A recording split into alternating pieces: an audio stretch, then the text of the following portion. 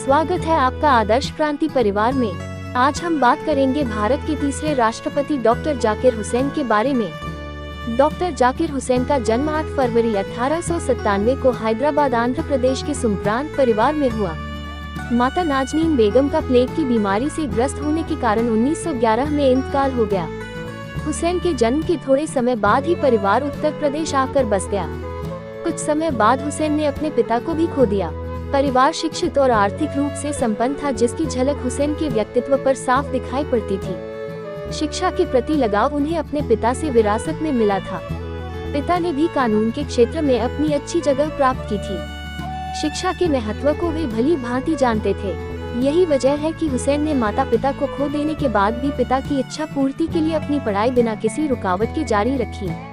प्रारंभिक शिक्षा Islamia high school Etawah में हुई। फिर कानून की पढ़ाई के लिए एंग्लो मुस्लिम ओरिएंटल कॉलेज में दाखिला लिया, जिसे अब अलीगढ़ मुस्लिम यूनिवर्सिटी के नाम से जाना जाता है। यहाँ से एमए करने के बाद हुसैन जर्मनी चले गए। जर्मनी विश्वविद्यालय से अर्थशास्त्र में पीएचडी की डिग्री प्राप्त की। वे एक प्रतिभाशाली छात्र के साथ साथ एक कुशल वक्ता भी थे। 1927 में जब वह भारत लौटे, उस समय जामिया मिलिया यूनिवर्सिटी, जिसकी नींव उन्होंने जर्मनी जाने से पहले खुद रखी थी, अब बंद होने के कगार पर थी। तब उन्होंने इसे बंद होने से रोकने और इसकी दशा सुधारने के लिए इसका पूर्ण संचालन अपने कंधों पर ले लिया। अगले 20 वर्षों तक उन्होंने इस संस्थान को बहुत अच्छे ढंग से चलाया।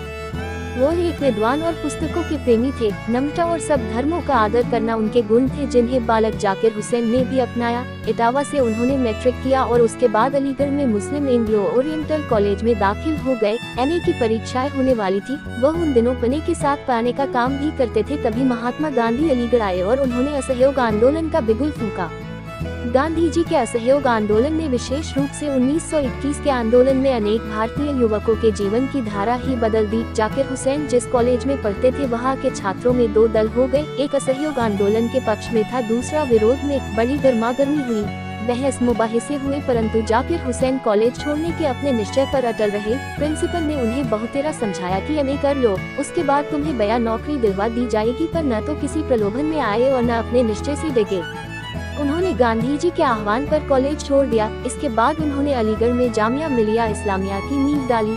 जाकिर हुसैन पहले ही गांधी जी, मौलाना मोहम्मद अली और मौलाना आजाद के विचारों से अत्यधिक प्रभावित हो चुके थे, अतः उन्होंने ज्यादा सोचने की आवश्यकता नहीं समझी। अपने इस ऐतिहासिक निर्णय की चर्चा करते हुए बाद में एक बार उन्होंने कहा था, अपनी ख्वाहिश से किया गया मेरी जिंदगी का यह पहला अहम फैसला था।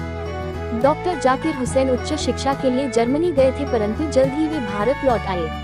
वापस आकर उन्होंने जामिया मिलिया इस्लामिया को अपना शैक्षणिक और प्रशासनिक नेतृत्व प्रदान किया। विश्वविद्यालय वर्ष 1927 में बंद होने के कगार पर पहुंच था, लेकिन डॉक्टर जाकिर हुसैन के प्रयासों की वजह यह शैक्षिकी संस्थान अपनी लोकप्रियता बरकरार रखने में कामयाब रहा था। उन्होंने लगातार अपना समर्थन देना जारी रखा। इस प्रकार उन्होंने 21 वर्षों तक संस्था को अपना शैक्षिकी और प्रबंधकीय नेतृत्व प्रदान किया।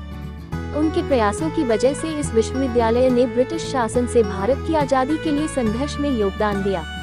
एक शिक्षक के रूप में डॉक्टर जाकिर हुसैन ने महात्मा गांधी और हाकिम अजमल खान के आदर्शों को प्रचारित किया। उन्होंने वर्ष 1930 के दशक के मध्य तक देश के कई शैक्षिकी सुधार आंदोलन में एक सक्रिय सदस्य के रूप में कार्य किया। डॉक्टर जाकिर हुसैन स्वतंत्र भारत में अलीगढ़ मुस्लिम विश्वविद्यालय के कुलपति, पहले इसे एंग्लो मुहम्मदन ओरिएंटल कॉलेज के नाम से जाना जाता था, चुने गए। वाइस चांसलर के रूप में अपने कार्यकाल के दौरान डॉक्टर जाकिर हुसैन ने पाकिस्तान के रूप में एक अलग देश बनाने की मांग के समर्थन में इस संस्था के अंदर कार्यरत कई शिक्षकों को ऐसा करने से रोकने में सक्षम हुए। डॉक्टर जाकिर हुसैन को वर्ष 1954 में पद्म विभूषण से सम्मानित किया गया।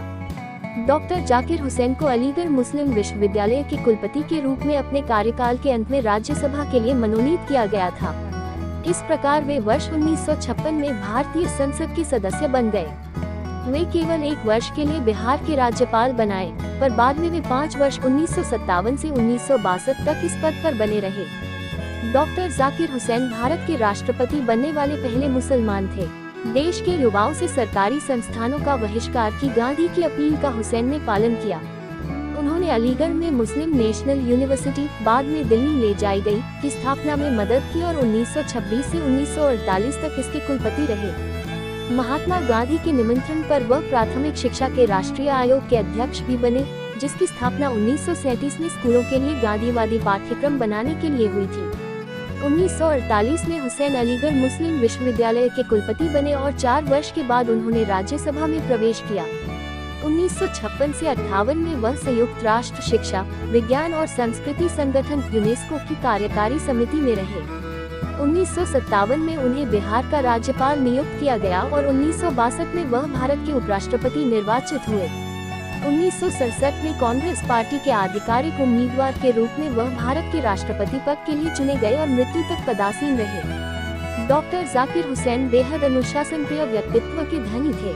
उनकी अनुशासन प्रियता नीचे दिए प्रसंग से समझा जा सकता है। यह प्रसंग उस समय का है जब डॉक्टर जाकिर हुसैन जामिया मिलिया इस्लामिया के कुलपति थे। जाकिर हुसैन बेहद ही अनुशासन प्रिय व्यक्ति थे।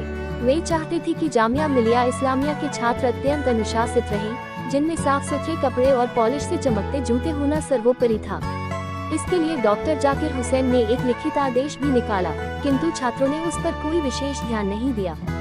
छात्र अपनी मनमर्जी से ही चलते थे, जिसके कारण जामिया विश्वविद्यालय का अनुशासन बिगड़ने लगा।